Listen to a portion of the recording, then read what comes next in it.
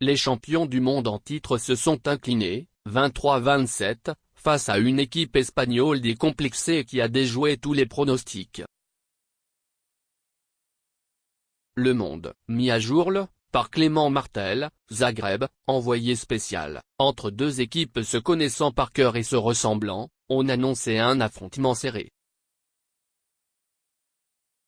Il n'en a rien été en première période, tant l'Espagne a dominé des experts ne maîtrisant plus rien. Il n'y a pas à rougir ni à contester. Il ne faut pas chercher de coupable, l'erreur est chez nous, a constaté le sélectionneur des Bleus, Didier Dinard, après la rencontre. On n'a pas fait ce qu'il fallait pour gagner cette rencontre, et dans le sport de haut niveau, ça se paye immédiatement. Ils ont su nous piéger en jouant dans le même registre que nous, a poursuivi l'ancien pilier de la défense française.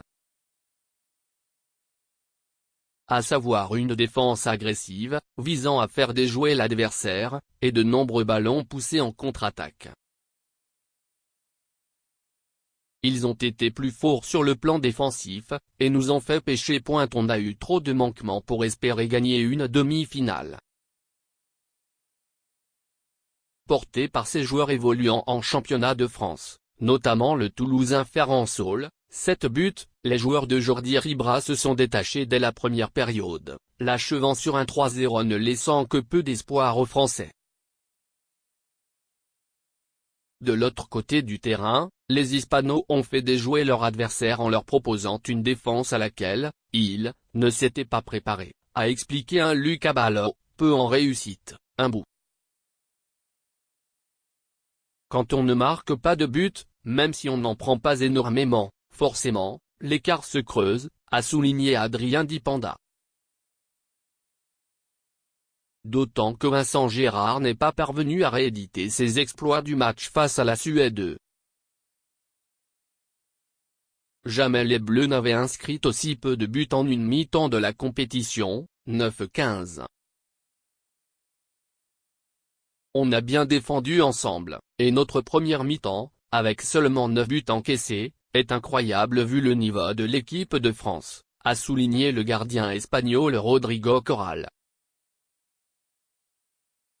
Titulaire en raison du forfait sur blessure de l'habituel taulier, Pérez de Vargas, le portier du PSG a mis en échec à plusieurs reprises les tireurs bleus, 10 arrêts au total.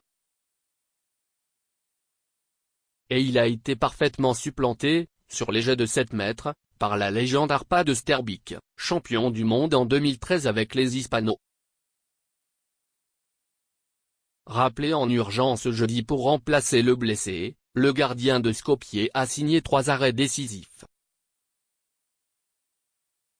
Et l'entame de la seconde période n'a pas vu les mouches changer d'âne, les Espagnols allant jusqu'à prendre 9 buts d'avance.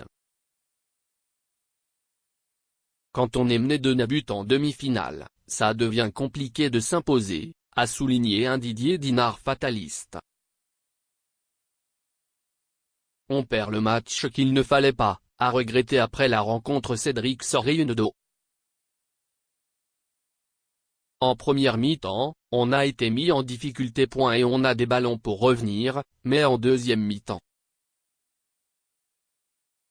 comme fouettés par un sursaut d'orgueil, les champions du monde ont infligé un 6-0 à leur adversaire et n'étaient plus qu'à 3 points des Espagnols à 9 minutes de la fin de la rencontre.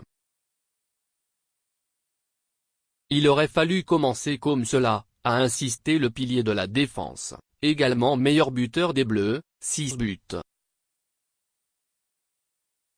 On savait qu'on allait revenir, a nuancé un Valentin Porte-Amer. Quand une équipe surdomine en première mi-temps, on sait qu'ils vont lever un peu le pied en seconde dès qu'on va revenir, crier, être content. Mais 9 fois sur 10, ça finit mal, car on s'épuise à le faire.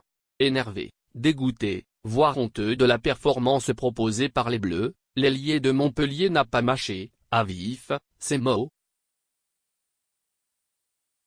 Triste de voir comment en un quart d'heure, on peut gâcher un travail si bien fait depuis le 26 décembre, Porte à regretter que l'équipe de France s'empêtre dans jeu de merde en première période et ne sois pas allé chercher les Hispanos, quitte à ce que ce soit à moche afin de ne pas avoir de regrets. Insistant sur le positif à retenir de ce championnat d'Europe, si elle a fait forte impression jusqu'à vendredi, l'équipe de France n'en était pas moins amoindrie par de nombreuses absences et fortement renouvelée. Le sélectionneur français a souligné la différence entre ses ouailles et leur vainqueur du soir, marqué physiquement par cette désillusion. Les Bleus devront se ressaisir dimanche pour tenter de décrocher la 3e place, 18h, afin de ne pas remettre en cause tout ce qui a été fait sur la quinzaine, a souligné Dinard. Ça ne fait pas rêver, parce que l'équipe de France ne gagne pas une médaille de bronze, a rappelé Valentin Porte, évoquant le standing des experts, habitués à remporter 1 Euro sur 2, 2006, 2010 et 2014. Mais une médaille, c'est une médaille, et vu ce qu'on a montré ce soir, on a intérêt à aller la chercher, avertit-il. C'est important de finir sur une médaille, parce que l'équipe a fait une belle compétition et ce serait dommage de finir sur une mauvaise note, conclut le capitaine des Bleus, Cédric Soreinedo. Qualifiée pour sa 5e finale continentale, l'Espagne tentera, elle, de remporter son premier titre après ses désillusions de 1996, 1998, 2006 et 2016.